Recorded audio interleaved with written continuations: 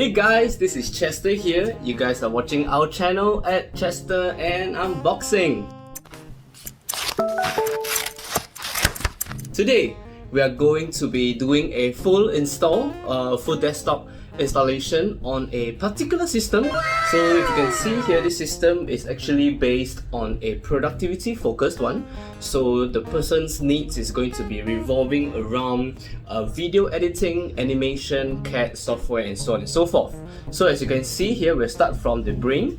We have the Ryzen R7 5800X. Okay, so this is an 8-core processor, 550 gaming carbon Wi-Fi. So this has 14 phases of power at a total, including the SoC. So it will help in making sure that the CPU is fed with power at all times. Okay, powering it up with the storage, we have the Crucial P2, 1TB. That's your M.2 NVMe. Okay, and for your mass storage, for all the archived projects, we have the WD Blue 4TB hard disk right here, because you don't need that fast, right, when you're storing archived projects and files. Okay, in powering the RAM, it will have a pair of G.Skill Trident Z Neo. This is running at dual channel 3200 MHz.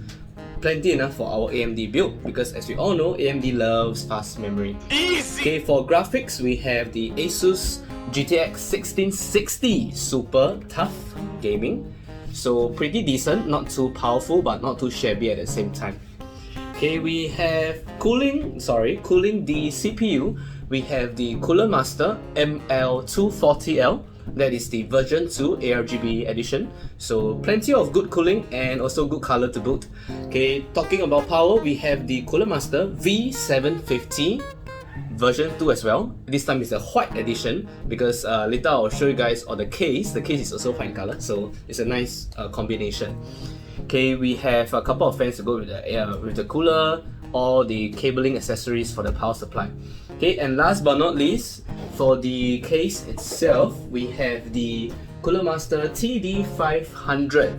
That is a cutting edge but very beautiful case. Let's get started. So before we start, just take note that this is not a Cooler Master sponsored build, although it'd be nice. So if you guys are hearing, hey, I'm here.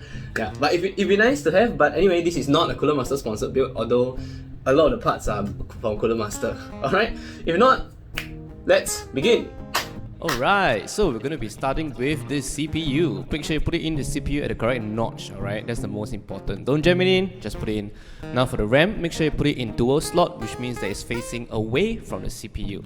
Alright, then you put it in the solid state drive. Make sure you take out the protective thing for the motherboard plate, alright? Okay, now we're going to be putting in the CPU cooler.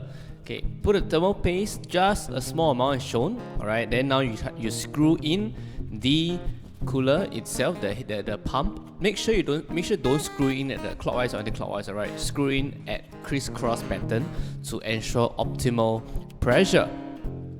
Okay, after that is done, just have a quick look at everything. Make sure your CPU is good, your RAM is good, solid state is good, and then open the case, remove all the cables, prepare everything, install the power supply in. But a good way I personally prefer is to actually connect the cables to the power supply first. Alright, then you put the power supply in. Otherwise, it's gonna be a very big headache trying to squeeze everything in. Okay, make sure your power supply is in the off switch, just in case you just want to be sure, right? Okay, after that, use the 4 screws. Usually they come with the power supply itself, or not, your case will give or your motherboard will give. Alright, just make sure it's installed properly. You can leave the wires hanging out, it's fine. Alright, you just want to cable manage it a little bit first, so that later when you need to reach it, it will be easier. Okay, just after that, then it's time to fit in the motherboard, so make sure your standoffs are fine. This is an ATX board that we're using, so make sure the 9 standoffs is properly secured. Okay, then you remove the side panels for the graphics card. It's a dual slot, so you remove 2 slots there. Right, as you can see, I wanted to install the CPU, the AIO at the front. So that's what I'm trying to do. I'm actually removing the front 2 fans, the top 2 fans. But later, as you can see, there was a bit of an issue. I couldn't get it to fit in. I think it was due to the fan, so I decided screw it, I'll just install it somewhere else. But you can see first that I'm trying to use the AIO's fan, but yeah, no, it doesn't work. So I just decided to screw it and just put it at the top of the case. So I'm just screwing the fan back. So yeah, why not all 3 white fans right at the front for that uniform look. Okay, after that, then while that is being done, actually, you can actually do some like cable connecting. So I've actually connected the EPS, the CPU, on the motherboard. That's the top left hand corner, and also the motherboard 24 pin. Yeah, make sure that is all in and secured. Alright, now I'm actually screwing in the motherboard screws onto the chassis itself. So by the way, make sure that your I/O panel, it is on before you put on the motherboard. Otherwise, you're gonna have to remove the whole damn thing, and then you put on back the motherboard. It's it's a very big hassle.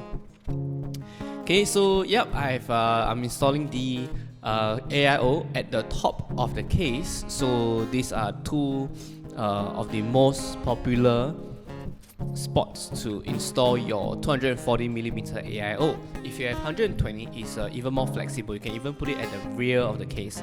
But yeah, I wouldn't recommend using a 120mm AIO anyway. Okay, after that, connect all the cables a little bit. So if not, then just cable manage it a bit. Remember, the key thing is as you're going, it's a good habit to cable manage a little bit as you go, so that when it comes for the final touch up and everything, it will not be too much of a hassle. Alright, if the AIO fans can be daisy chain them. Alright, so that you just need to have just one plug in. Alright, then as you can see, I'm actually preparing the spots to secure the bulk of the cables behind the chassis. So that is a good habit. So if let's say your case comes with all these little tabs to put the cable ties and everything, that is a very good spot. Okay, make sure they are neat. It doesn't really compromise performance. I mean, unless you really leave it all over the place. But I mean, it's just a good habit, right? Yeah. Okay, now I'm installing the hard drive. Okay, make sure that you connect the proper hard drive cable, so the SATA cable and the power cable. Alright, don't bend them too much. Alright, bending a bit is fine, but don't force it too much because you might damage the SATA cables. Okay, after that, video is speeding up because now we are just doing more of the cable management things. Okay, connecting the USB 3, that's the top bottom right hand, connecting the audio, that is the front panel audio, that's the bottom left. Alright, now we are going to be installing, now we have just connected the front panel connectors, the power, the reset and everything. Very annoying. So make sure you double check with your manual on where it is to connect, because some of them are actually positive, negative, sensitive. Alright, just doing some tidying up and everything. Okay, make sure you hook it back and everything. Make sure all the cables are actually neat. You don't want them to be hanging out too much, because worst case, they might come into contact with an electrical point and then you might accidentally short that component, which you don't want, right? Because it's a new PC. Yeah. Okay, after that, cable management again. So just make sure all the cables are neat, tidy. If they cannot be tidy, at least, just chuck it under the bottom like what I'm doing. Because there's a power supply shroud. That's what the shroud is there for. Okay, after that, install the graphics card. Make sure the PCIe latch is open. Install it down, finish, screw the 2 screws on the graphics card at the rear panel to make sure the card does not sag. That's very important. After that, connect the power supply, connect the power cables to it, the 8-pin for this model. Okay, and if not, then just do some last minute cable arrangement. Check everything is good, everything is fine, everything is tidy. Make sure all the screws are tight, and then you can put on everything back together again. Put on the front panel, the side, the rear, the front, everything, and bam, you are done. A few inches later.